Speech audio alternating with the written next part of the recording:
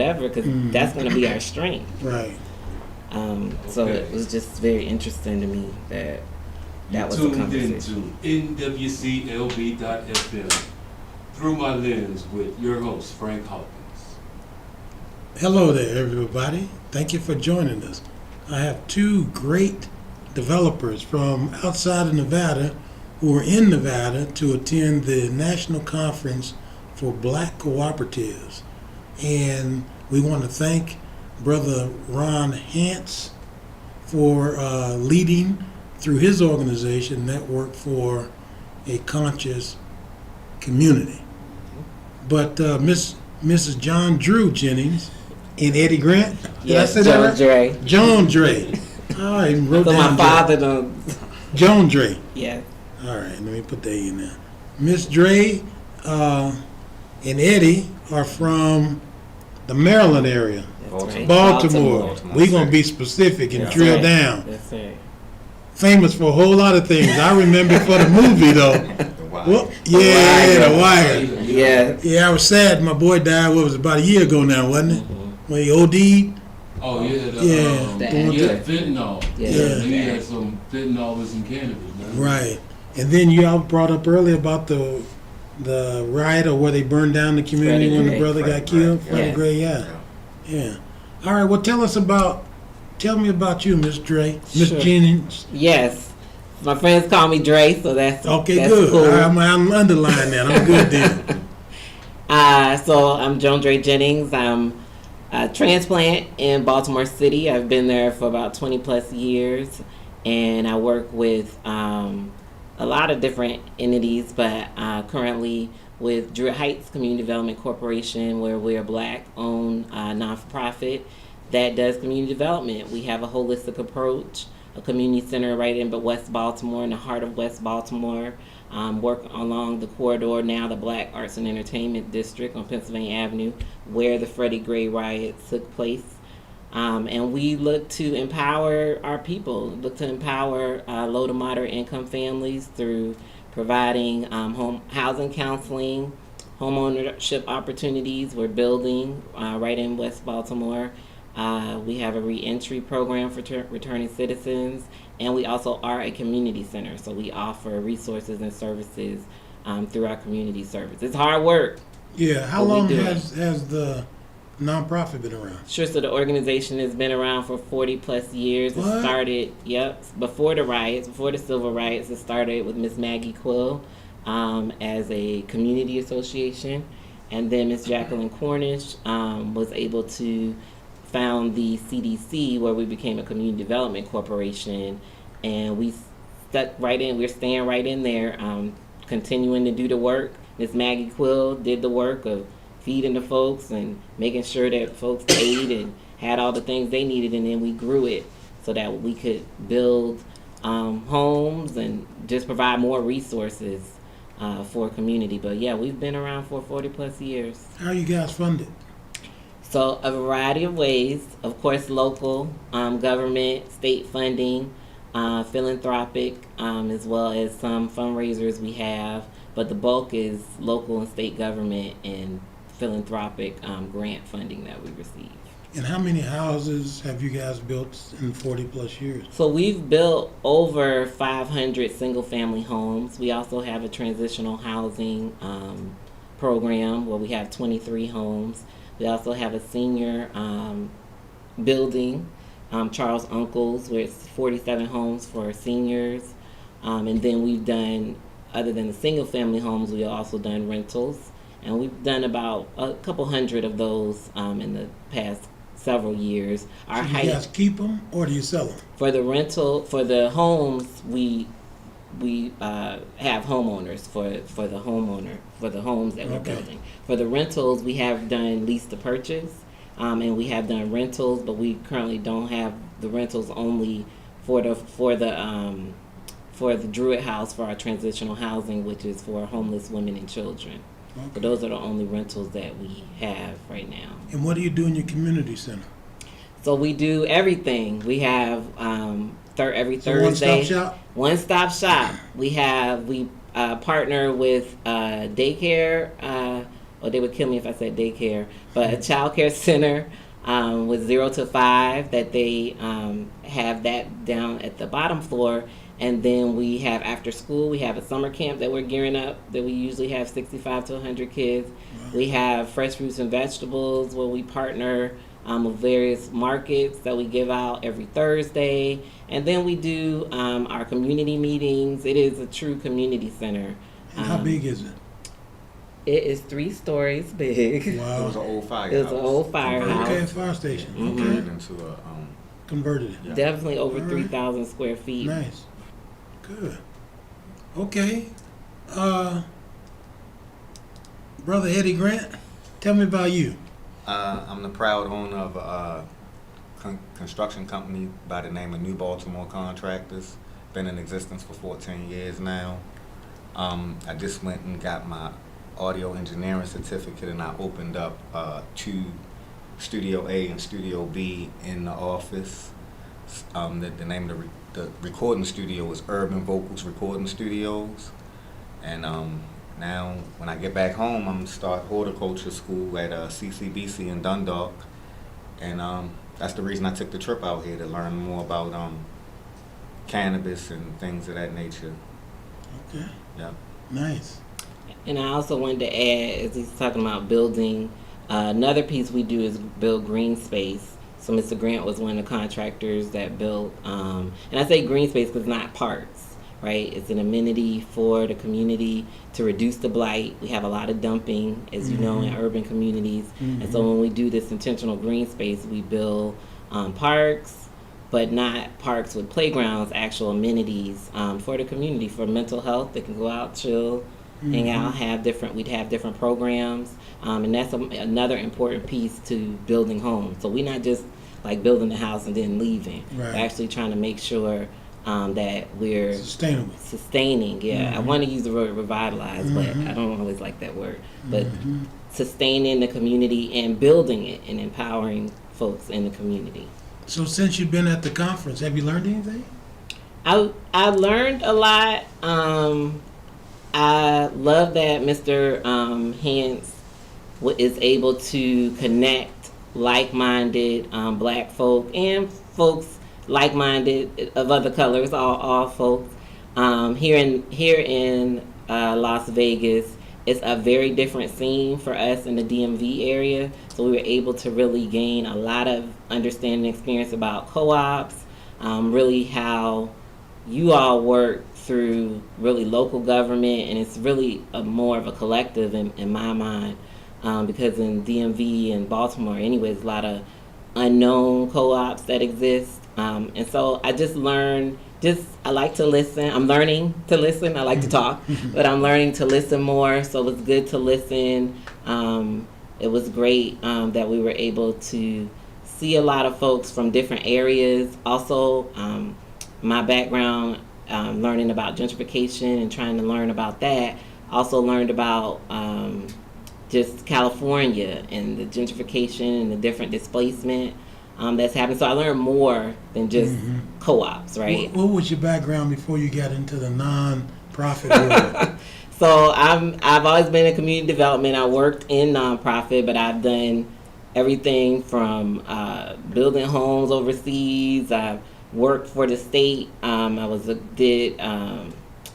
a lead grant manager, and so now I'm in school to really look at community development and the connection to youth development. Youth development is my passion, and so I am doing my dissertation on gentrification and connection to youth and youth development, and so that's what I'm looking to do. Okay. Make sure I'm connecting everything. Right. But yeah.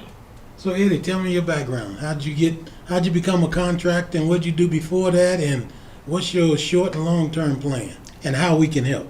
Okay, so I'm from the neighborhood. I've been around there. I'm 43 years old. I've been in the neighborhood since I was 2. So I was a part of the problem at one time, just to be honest with you. Yeah. I was a part of the problem, and as I grew up, when I had my son, I didn't want him to do the same things I did. So I changed myself so he wouldn't know those things and have an excuse to do those things. And I've always just seeing construction and had a passion for it as a young man. So got older and I learned, go to school and do something. Just keep going and learn something. And I did, and I've been here for 14 years now, and I just keep going back to school just to try to learn, just to keep reinventing myself. And my long-term goal is always to reach back. It's not all about me or one person. It's about reach one, teach one, teach one, reach one. And I just want to give back, and just do my part, because I did it. I was a part of the problem, like I said. So now I'm trying to be a part of the solution. Yeah. So long term is just help, and I'm staying in the neighborhood. That's what they're gonna have to run me out, and they're not running me out. That's right. So, amen, brother. Yeah. So. Well, y'all got any questions for yes. me? Yeah. I mean, I do. So what can you do? I mean, you're doing it now, really teaching developers and folks that want to give back in the community, and sharing your wisdom about the community and how we can continue to collectively work together, not per se only in a co-op. But I'm more intrigued about development, creating homeowners in the community, and even the small little nuggets you've given us are really giving us some really insight on how, especially to teach folks to become homeowners, but not just a homeowner, as you mentioned, about getting duplex, having that granny unit, and learning how to continue that generational wealth. Right. So we want to learn from you Right. on that. I would even love to invite you. I don't know if Mr. Williams has invited you, Chad Williams, but I would love for you to come and share on a larger scale in Baltimore some of the lessons that you've learned, some of the things that you've been able to, because I know you got the connections, but you can also teach us how to get the connections, Right. and be wise about it, and That's right. strategically do it. Amen on that. So that's what we would like from you, Mr. Frank. Yeah. No, She no said worries. it all. She said it all. No worries. I would love to do that. I mean, when I first got started in development, I was playing with the Raiders, 1982. So I bought my first house. I started in 81, bought my first house in 82, and I started realizing after the first year I had to pay a lot of money in taxes. And so I asked my accountant, well, how do I not pay taxes? And they said, well, if you have real estate, you get to write that off. So my mother was a teacher, assistant principal, and my sisters worked in the school district as teachers, and one was at the ed shed. So teachers always have and always will be the poorest of the people plying their trade, right?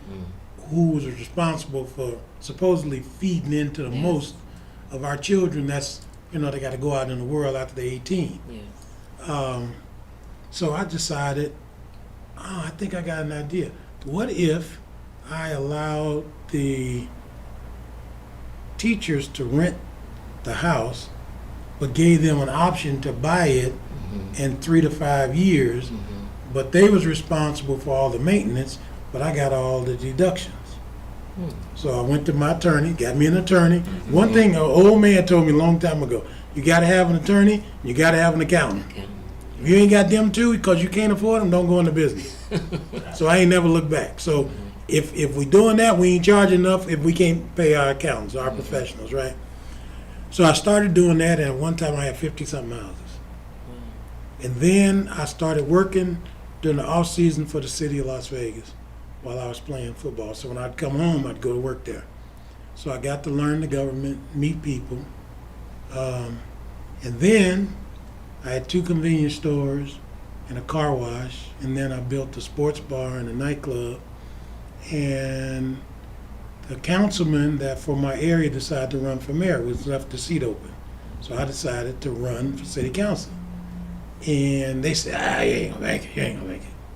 So I did. It wasn't easy.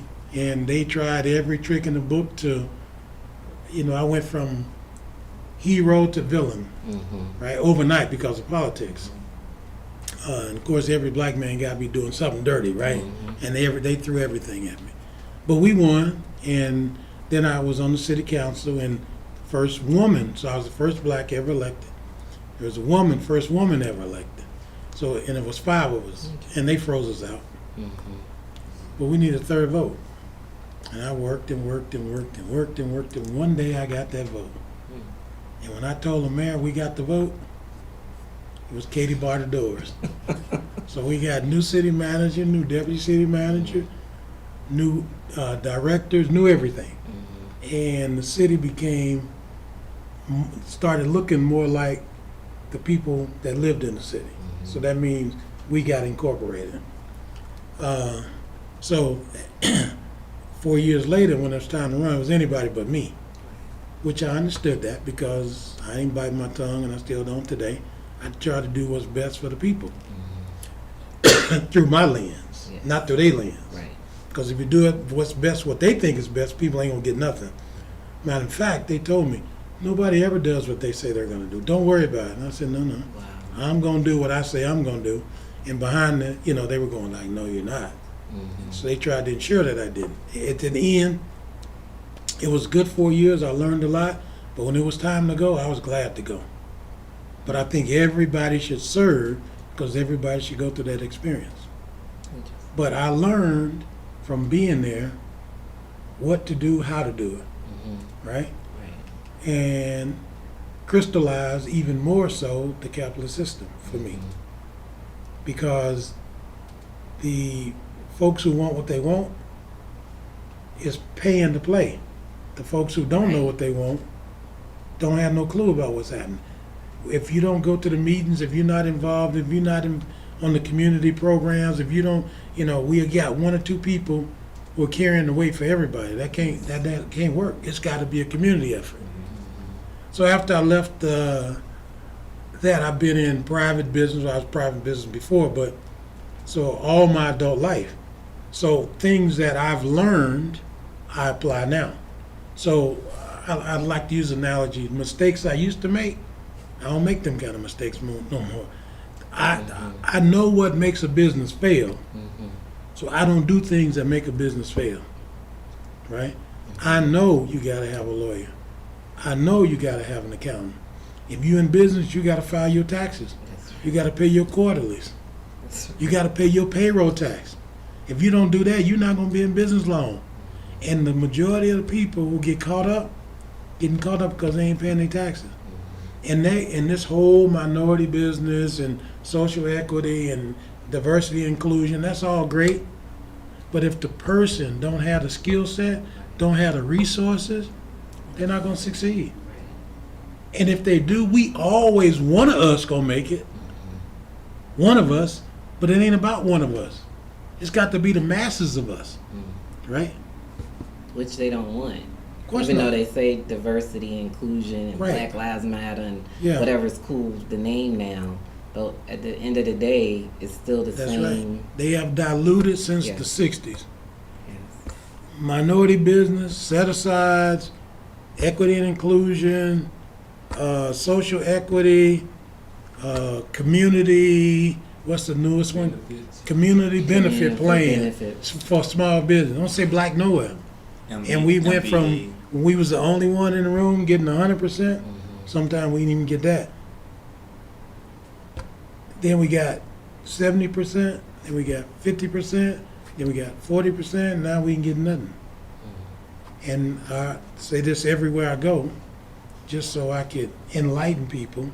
Our ancestors was the only group to fight in every war America's ever had. That's our ancestors. That's black people, Negroes, Africans, African American, whatever you want to call them. Our ancestors did that.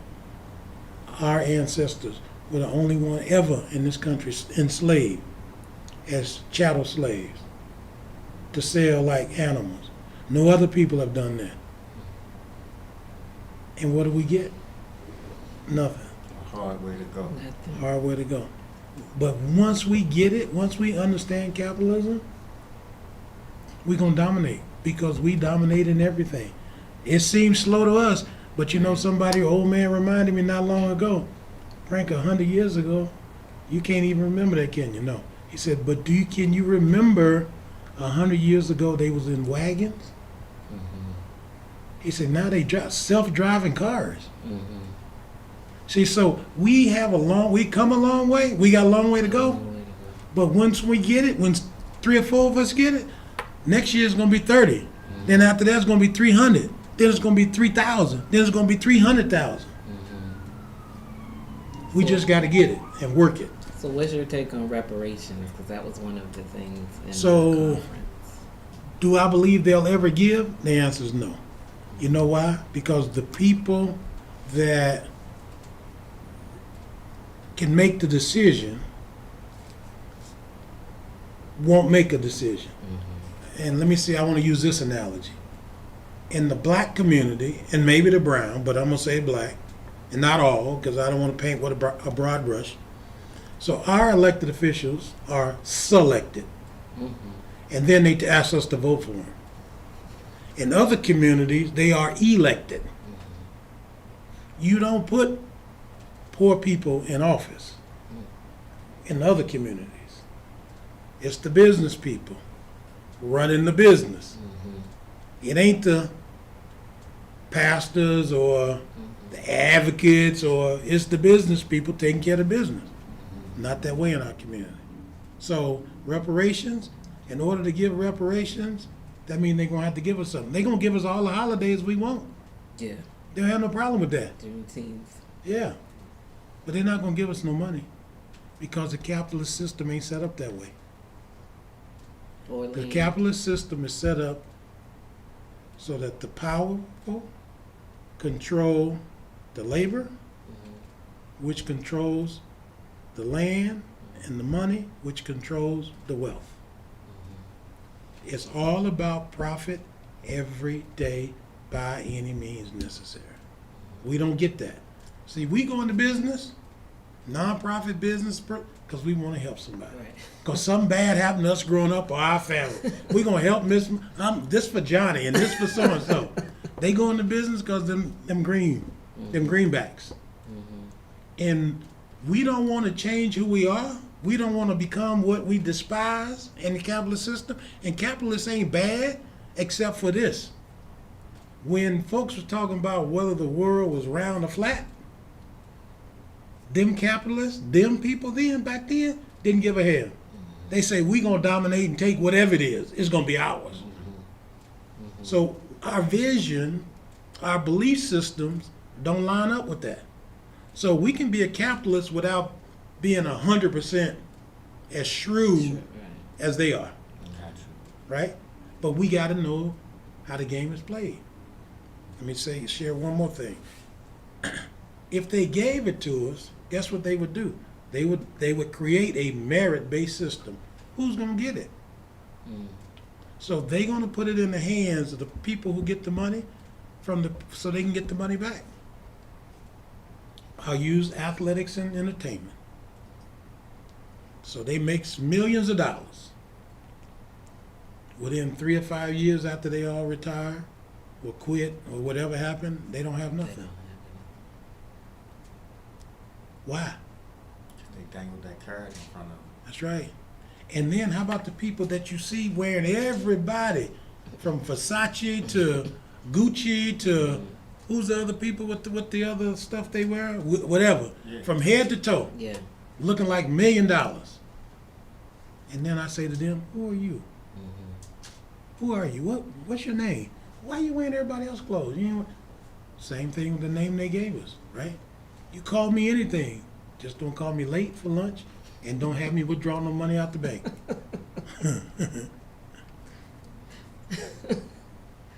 So tell us about cannabis. Yeah. So I will tell you from my background, it's illegal. All your cousins, everybody's going to jail for that, for the other drugs, whatever all the other drugs and weed. And now it's legal and it's in their hands, but you've been able to create this, I would call it empire. And so how did that happen? And in the DMV area, I know that a lot of folks are trying to do it, but it's very, very hard to get whatever. You have to have $250,000. You have to do all these things in DMV, in Maryland. in order to even get a dispensary, even not to get it, just to qualify, even to apply. So what are some of your, and I do feel like in our community, cannabis is still like, some people, I mean, everybody smoke, but some people like, is it right? Is it not right? Right, they struggle. What are your thoughts on that? So when a buddy of mine, a guy that I recruited out of high school to play football at the University of Nevada, Johndre, and he signed, he went there, played 4 years, he graduated, and his mother was in a house fire, and they had the bars up and the kids couldn't get out, so his mother lost some limbs, kids got burned to death, and of course they sued, and so he had a cousin, because the government, of course, the doctors were giving his mother oxycodone, oxycontin. So they noticed that she would feel better after they gave her the little candies, which had cannabis in it, right? Which was illegal, especially when they came to California. So when Nevada passed a law to expand on a medical, which they already had, I told him that Nevada was not going to have marijuana. This the Mississippi of the West. Ain't no way it's going to happen. He said it already happened. So he gave me the papers. He said, well, read this. So the legislature had passed it, and they were waiting to create the regulations. So I started calling people, and they said, yeah, it's true. So then I started looking around and started talking to some old people from the neighborhood. They say, man, you got a long way to go. You're trying to figure out what's the real price, what it needs to be, right? So we started doing our due diligence. We went to California and met with a ton of people, only to find out that you can't do nothing. You can't use California because California is considered the Wild Wild West. So we had to go to Denver, talk to people in Arizona, and for the basis of formulating our application. So we started talking to attorneys and accountants to see, what they would charge to help. And one group was the attorneys, all were $200,000 plus 10% of your business. Of course. Yeah, right. You'd be working for them, right? Yes. So I had already decided, well, we're gonna do our own application. Because it was illegal, my accountants, CPAs, were gun shy because they didn't want to lose their license. Right. So they didn't want nothing to do with it. So this is 2014. So we did our own application. Come to find out, we scored the highest score in the city of Las Vegas. And we're the first dispensary to open in the city of Las Vegas. And we're the only 100% black-owned dispensary in the state.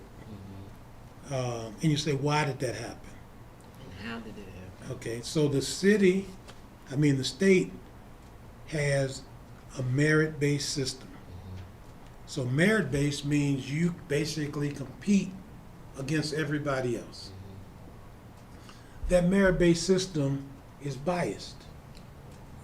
And it's biased for people who have education, because we're going to give you more points if you have education. So if you have just graduated from high school, you get 1 point. If you graduate from community college, you get 3 points. If you graduated from university with a 4-year degree, you get 6 points. If you have a master's degree, you get 8 points. If you got a doctorate or higher, you get 10 points. Not that any of that got anything to do with weed. Interesting. Right? If you have run businesses before and you got 5 years experience, you get 2 points. If you run and you got 10 years experience, you get 10 points. If you run and you got 20 years or more, you get 12 points. So now you get experience. Oh, by the way, if you're a nonprofit, you got nonprofit experience, same thing. So this merit-based system, either if you're well-rounded, and if you got experience and you got resources, you're good. Now, if you need $250,000 in assets, if you got that, then you get this many points. If you got $1 million or 500,000 to $1 million, you get that many. If you got more than that, you get the max points. So you see where I'm going? Yes. So now, if it's just me, you, and the fence post, Right. we minimum on everything. They maxing out everything. And then if you local for medical, you have to be local. So no out-of-state people could come in and win the licenses until you got the rec. Then they changed it, but they changed it on purposely by design. So the other thing is what they did is they say you have to have a location. So now we don't know nothing about real estate. We ain't got no uncle in the furniture business, right? We ain't no banker next door in our neighborhood. So who we gonna find to find us a location? Oh, and did you not know? In order for it to have a location, it can't be within 1,000 feet of a church, school, or park, and 1,500 feet of a casino. Huh? Yeah. So now go spin your wheels chasing. Oh, and by the way, when you submit your application, you got to have the lease. That means I got to pay money up front Right. that I don't even know that the business is in the right location. Oh, so now you got to have enough time to go down to the local government, go to a hearing to make sure it's properly zoned. That's too much. Plus put together a 500 to 1,000 page application. That's merit based. So you ain't got the resources. Why did I win? Yeah. Because I got all that. 20 years in 20 plus years in business, 20 plus years in nonprofit, construction, development, Yeah, real estate. bars, nightclubs, real estate, housing, multifamily. I check all them boxes, right? Right. Cash, check that box. No real estate like the back of my hand. So, and experience from a nonprofit, what you have experience doing? Filling out an application, putting together grants. Right up my alley. Yeah. Ain't no problem for a stepper, right? Right. So, that's why we won. That's why we won. I paid for this location a year in advance because we needed a location. I lost $175,000 on another location that I was buying. Decided we was going to focus on the dispensary because we didn't have the capacity to do it all. But I should have kept it because all you had to do was submit a piece of paper. And you would have got it. That's what they did. But see, I didn't know. And that's our other problem. We don't know what we don't know. But they know. Yes. And they in it to win it. Because guess what they do? They call a lawyer. They call a CPA. And they say, go down there and find out everything. And come back and report back. But we don't have them resources. So that's first time. So that's how we won. And we opened first. And it was hard. And I was really angry because every time I saw somebody else open, they opened with less than we did because we was first. So they had the rules even though they was wrong, but they held us to the rules. But as it grew, more people opened, they relaxed the rules. Then finally they changed it. But you know what? I got all the whippings and marks on my back from being the first. So in this consumption lounge thing, I'm not sure I want to be the first. Here's another thing people don't understand about marijuana. There's a difference between cultivation and dispensary and consumption lounge. There's a little known thing called the IRS 280E. Y'all familiar with that? Okay. Yeah. 280E says that marijuana is illegal in the United States. Okay. And you as a drug dealer, you can't write off any of your expenses as it relates to selling drugs. Not your rent, not your employees, not anything. Okay. Because that was to stop the drug dealers who got smart and said, we're going to pay our taxes, we're going to keep dealing Right. drugs. You can't catch me, right? So that was the way of punishing them, which they still haven't changed. Maybe in this Banking Act that they're talking about, they might change it. But 280E, so now you have what is defined as a pass-through. So there's something called phantom income. So I talked to the people about this the other day. I said, how many of y'all know what phantom income is? I said, phantom income is when the money comes through, you make $1 million that year. You don't physically get it in your hands, but that's what your books say you made. And that's what you pay Uncle Sam taxes on. But I didn't make no money. That's right. That's why it's called phantom. It's an illusion, but you got to pay. Now, when you sell your business down the road and you paid all these taxes, you don't have to pay twice, but you got to pay up front. So now imagine, we already financially strapped. We ain't got no uncle in the furniture business.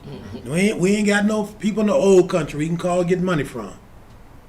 So when you go into business with no experience and you get that first year done and your accountant tell you owe the government $200,000 or $300,000, that's gonna be a problem. Yeah.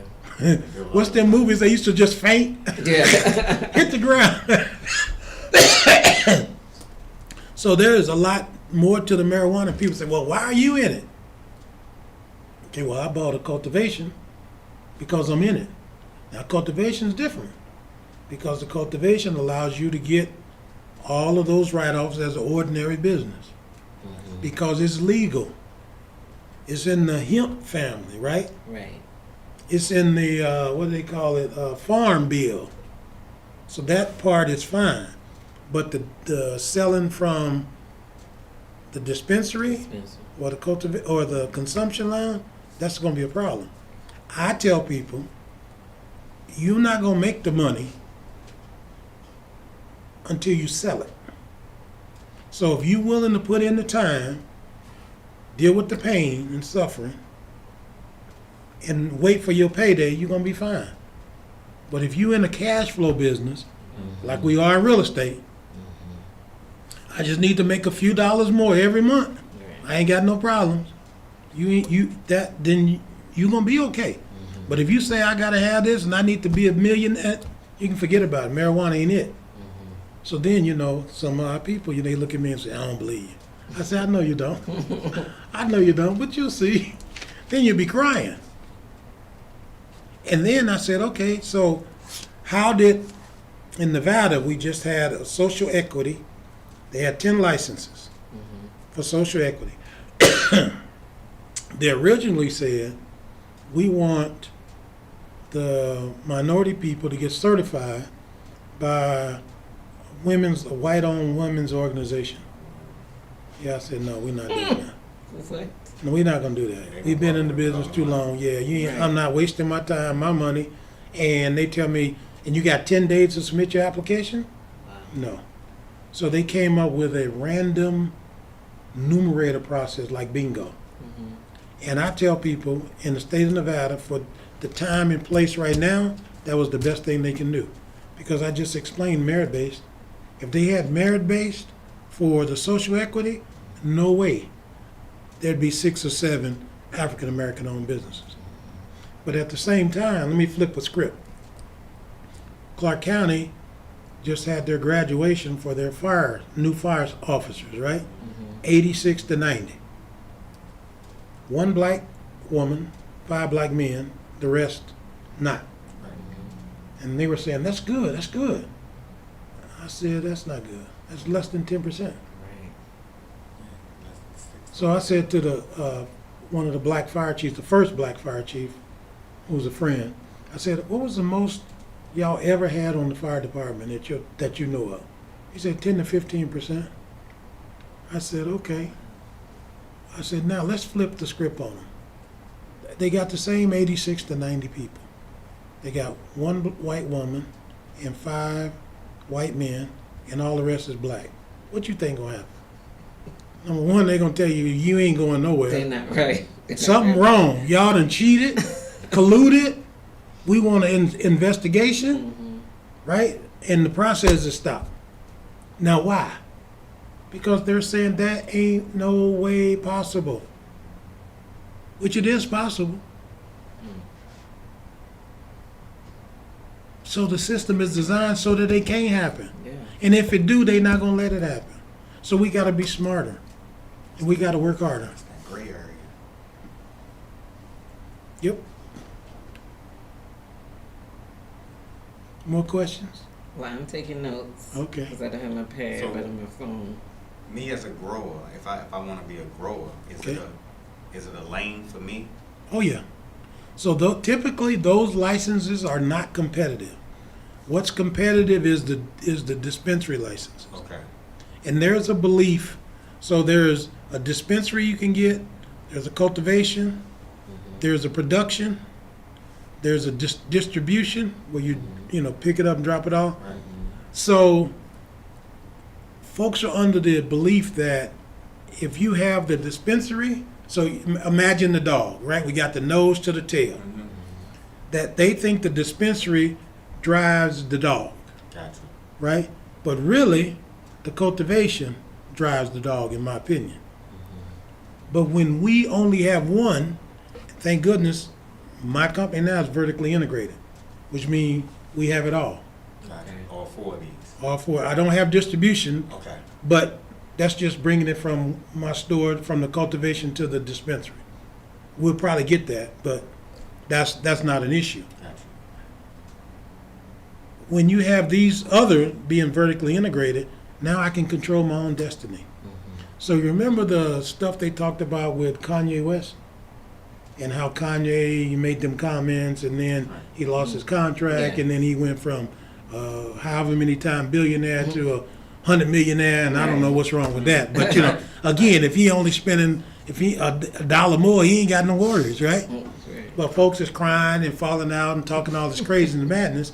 But I said to me and my wife, we went through this scenario of saying, what does Kanye own? What's the name of the company? Steezy, Skeezy, something like that. Easy. Yeah. Yeezy. I said, okay, let's look it up. Okay, well, I can only find, how many employees they got? Oh, I don't know, it don't say. Okay, where they located?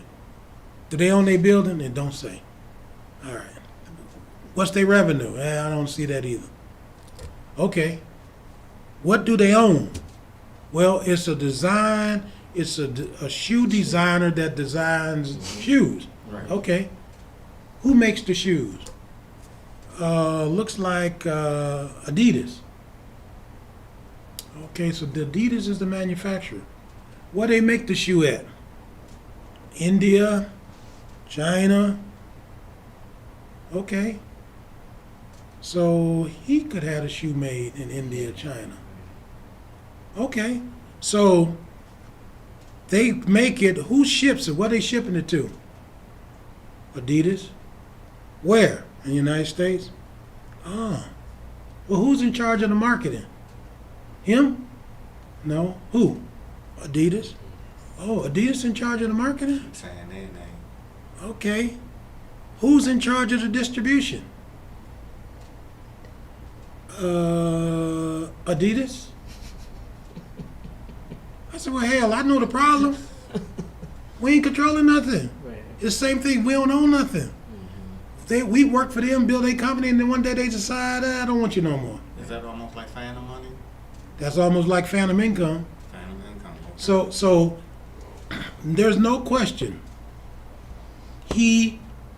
Kanye could have done all of this, Yes. but maybe it was too easy, right? But if we don't control the distribution, if we don't create it, if we don't grow it, That's how they price us out. that's right. Then guess what we got to do? Now, marijuana's tight, ain't enough to go around. They gonna sell to the highest bidder. The public companies with the big money want you out anyway. What they gonna say? Look, I'm gonna buy all of this. You ain't got none for them. So when they ain't got none for me, and my customers come here, and they can't buy none because I ain't got none, guess they going somewhere else. Can't fill the order. That's right. So we have to think like the capitalists think. We must control our own destiny. We must, from the what they say, from the crib to the grave, Yeah. from the crib to the grave. Yeah, cradle to the grave, whatever it is. We got to do that. And we got to be methodical about it. And this is not a sprint, right? Because in America, more people have gotten rich from real estate than anything else. It's a process. It's a system. Yes. And once we understand the system, it don't matter if it's marijuana, housing, nonprofit, for-profit. It's the system. They ain't changed it because it keeps working. We ain't got to change. We just got to learn it. It's okay to fail a couple times, but after we got it, we gonna have it. I hope so. Sound like you got the hope that we're gonna get it. So Keep hope alive. Very knowledgeable, Mr. Hawkins. Well, thank you, brother. My life's work is to, I know who I am, and I stand on the shoulders of so many. Some people saw some stuff in me, and they poured into me. They gave me a chance. They gave me a hand out, a hand up, and that's all I want to do for us and our people. And I want the playing field to be level. I know it probably won't be. I might not see it, right? But I know every step we make, and they're all the people we can affect positively, and those people are positive, and they're going out and making greater strides, and because of what you learned in Las Vegas today, or from this trip, and you can take that back and benefit, and you can build one more house or 10 more houses, or get an apartment complex, or help influence somebody. That's what it's all about. But if we die with all the knowledge, or if we can't find the people who want the knowledge, because there's people that want there's people, I tell them all the time, they want more than I got. They want it worse than me. They just ain't got nobody to talk to. They just ain't had nobody to reach out to them. They ain't had nobody to mentor them. Yes. They ain't got nobody to call. Like some of them folks go back to their countries and get money and everything else. We ain't got no country to go back to. They cut that cord. So what's next? How can we stay connected with you? And like I said, I would love for you to come over the ball. We can invite you, or Chad can invite you through the North Avenue. Yeah, you invite me. You don't know how Chad invite me. Okay, we can invite you. We will invite you to come and talk, even if it's just community. I would love for it to be a larger scale conversation and just learning and growing in the near future. So I have expertise in construction, development, property management, marijuana, politics. Cool. Can we set up a podcast at my studio? Yeah, for sure. That's what we do. Yeah, and then bring them in. And it ain't got to be a lot of people. Right. That's what we do. We can have 1 or 2 or 3 or 4. And them legislators, I know I'll get their name. Antonio But you can get, Hayes. is that one of them? Yes. And then his buddy who's a consultant. He's a Uh, lobbyist. I don't know Okay. if he did Delegate Ampry, Antonio Hayes, and the other advocate is leaving my name, but Chad Williams, and I'm not sure, he might have brought a developer or another advocate. But yeah. So whatever I can do, and I'll stay for a couple days, and we can line it up. If it's 1 or 10 or 2, it don't matter to me. Sounds good. Appreciate it. Yeah. And I can show you what we try to do now. Yeah. And because like you said, it's a struggle. Mm-hmm. It's an everyday struggle, but I'm built for this. Yeah. We built for this. Yeah. Yeah. Until they put us in the ground, that's what we're doing. So tell me what you've done as a contractor and as a developer. How many units have you done? What's your focus? My most proud project was I was the demo crew for. Have you ever heard of Henrietta Lacks? So She's a black woman who they say that they used her herself for like a bunch for of healing different with cures and John things like that. Mm-hmm. So but stole them. Yeah, I did that contract down in Dundalk. So I did And what was the contract you did? station. The contract was to demo. It was 54 units. Demo 54 units, floors and roofs. I demoed the floors and the roofs. That was my most proud one because, that was a black lady and I'm a black company. And so we secured that contract and completed it a month ahead of schedule. Nice. So, yeah, so I pride myself on that one. And as far as other projects, just a number of things around the city. I would love to take you on a tour when you come. Okay. And just show you what I've been up to the last Right. 14 years. Rehab, Okay. construction, parks. Yeah. So I did a Space. park, Gold Street Park, a bunch of stabilization. Oh yeah, I did a bunch of those Yeah, too. stabilization. Just Yeah. houses falling apart, and we just Yeah. go in and stabilize them until. Okay. So y'all had the neighborhood stabilization too Yes. in NSP. Yeah, NSP. Did y'all do any of those? Druid Heights I did a did, bunch. Okay. and he did Yeah. for his and doing the demo work. But we developed about 23 homes, market rate, in a nearby community called Reservoir Hill. And at that time, we did the NSB 2. That's gone. Mm-hmm. And now the governor prior to Governor Westmore did core. It was called core money, and I forget the acronym, but that was to stabilize. It was supposed to stabilize several thousand units in Baltimore City because all of them are coming down. But it only stabilized, I think, a few thousand. But we also use that funding for stabilization as we're going into the rehab. How many phase. employees at y'all nonprofit? We have 11 employees. Okay. We have 4 departments, about 2 staff for each department. And then we have some part-time, front desk, clerical, all Right. that good stuff. Right. Nice. Mm-hmm. Okay. Yes. Any other questions? I'm good. I can't wait for this meeting in our time. Yes. We're blessed and honored that we were able to. This was a surprise, but we were ready. We always That's come right. ready. That's right. I was just saying, And if they so- tell the preachers, Yeah. keep a sermon in your cup. Right. You'll never know when you're going to get called And on. that's what I told her. That's She right. said that you said we can come through. I said, let's go now. Yeah, that's right. We here now. Let's go now. Yeah. So we appreciate you welcoming us Yes. into No, your. no worries. Thank you. I never expected all of this. Yeah. Like, never. So Yeah. we thank you. Well, we like the shock and amazing. Yeah. Well, what a blessing, and I'm glad that we were able to continue to promote Mr. Ron Hance and the great work that he's doing as well, and keep staying like minds connecting. Yeah, That's what we want to do. So thank you so much. you're very welcome. All right, we'll see y'all next time. Thank you for listening to Through My Lens.